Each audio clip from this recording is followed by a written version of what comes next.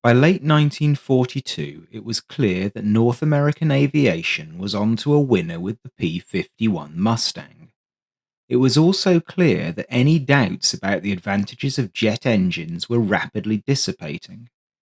In November 1944, North Americans' typically aggressive management decided to fund a design study into a single-engined, straight-wing jet fighter to succeed the Mustang. This proved to be fortunate timing. The US Navy was preparing itself for an invasion of Japan in May 1946. It wanted to clear the way for that assault with a new generation of carrier-borne jet fighters. Seeing promise in North Americans' proposed design, in January 1945 they elected to commission 3 prototypes, designated XFJ-1. J is the manufacturer code for North American aviation, in case you're wondering. Although that North American study, NA-135, would also lead to the Air Force's swept-winged F-86 Sabre, the Navy continued with the rather more conventional XFJ-1. At this point, it was still unproven whether the new jets could offer the low-speed handling and acceleration that was needed for carrier operations at sea. The XFJ-1 therefore had straight wings. In May 1945, before the first prototype was anywhere close to flying, the Navy ordered 100 units.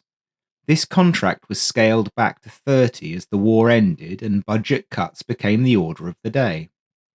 Eager to get on with it, North American had the prototype ready in January 1946. It would not fly until the summer of that year because of the kind of delays with supplies of the Allison J-35 engine that would be a consistent theme in early post-war American jet production. The aircraft performed reasonably well in land-based testing. It was stable and easy to handle, offering the kind of high-speed acceleration that no piston engine fighter could match. Further prototypes were delivered in October 1946 and January 1947. Production examples of what would become known as the FJ-1 Fury began to trickle out into the Navy Test Center at Patuxent River between October 1947 and April 1948. The last deliveries were a matter of weeks before the first F-86 Sabres were delivered to Air Force squadrons. Production models carried the same 6 M3 Brownings in the nose as the Sabre, with 250 rounds per gun. The installation is, however, very different from the Sabre, as you can see in this Navy diagram. The ammunition cans are above the guns rather than at the sides.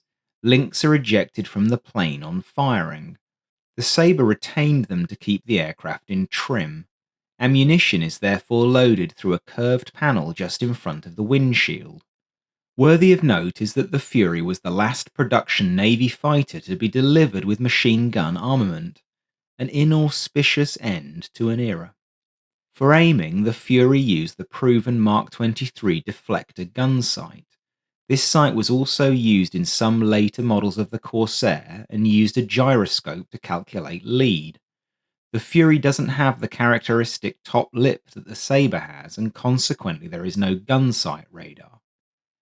The Fury has a fuselage 2 steps before the F-86 in evolutionary terms. The Sabre maintainer enjoyed a neat break at around halfway point of the fuselage that enabled him to easily gain access to the engine and accessories. The same maintainer on the FJ-1 would have to access the engine through a large removable panel on the upper fuselage, much less convenient. North American also had to strengthen the fuselage to cope with carrier operations.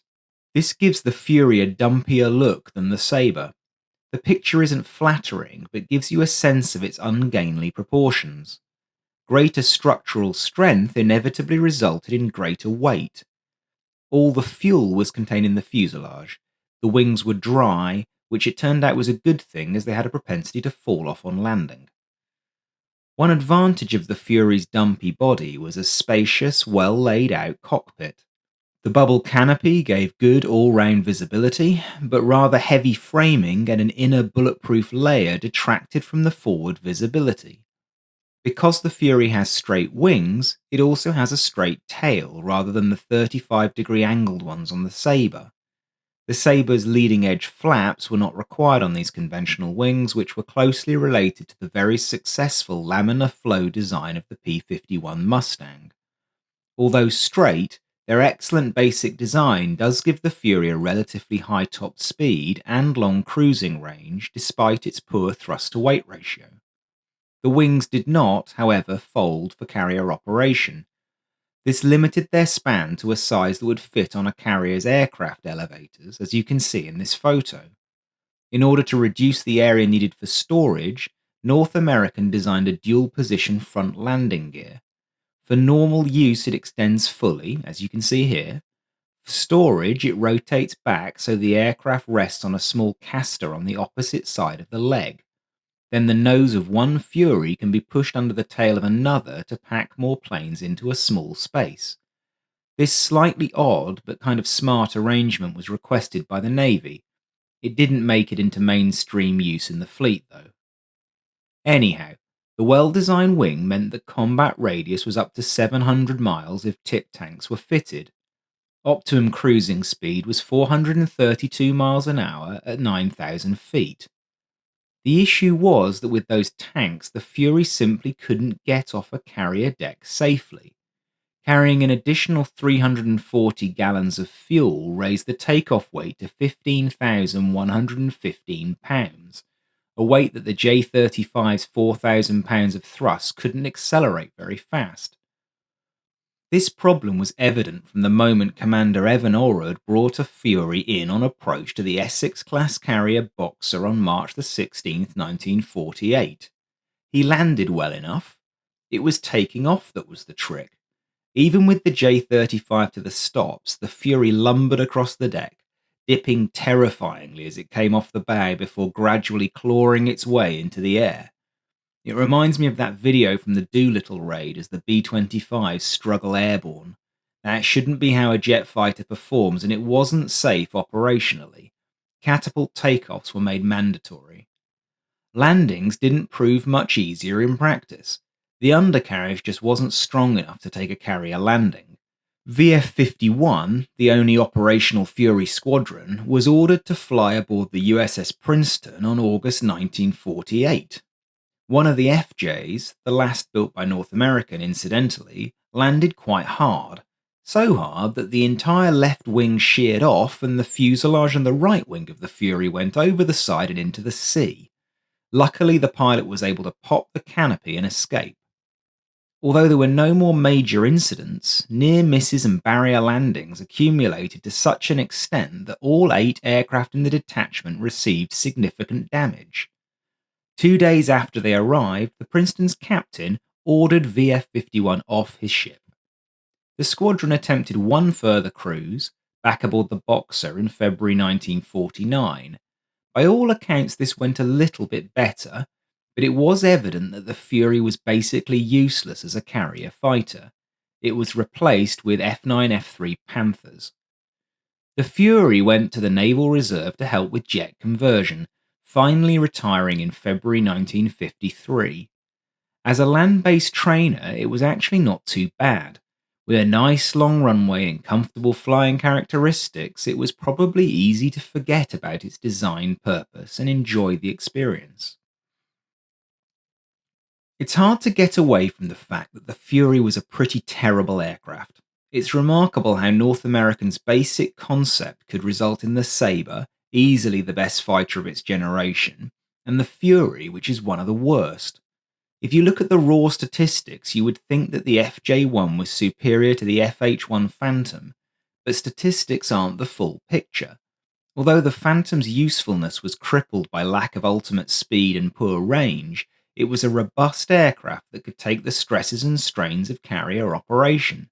It was the first in a line of McDonnell products that formed the backbone of the Navy in the Cold War. It was also one of the first production aircraft with an axial flow jet engine. My feeling is that North American aviation regarded the Fury as a hedge against failure of the swept-wing experiment on the XP-86. I could be uncharitable and suggest that their A team was assigned to that project, and the Fury team was left to do their best. The Fury is just so conventional. a piston-engined World War II fighter that happens to be powered by a jet engine. North America's subsequent FJ2, 3, and 4 were navalized versions of the Sabre, bought in desperation by a navy that saw the Air Force sprinting away from them. They weren't continuations of the original Fury at all. The name was kept to save everyone's face. So, to conclude, I'm rarely at a loss to find a valuable contribution that an aircraft made to the evolution of that country's technology or tactics.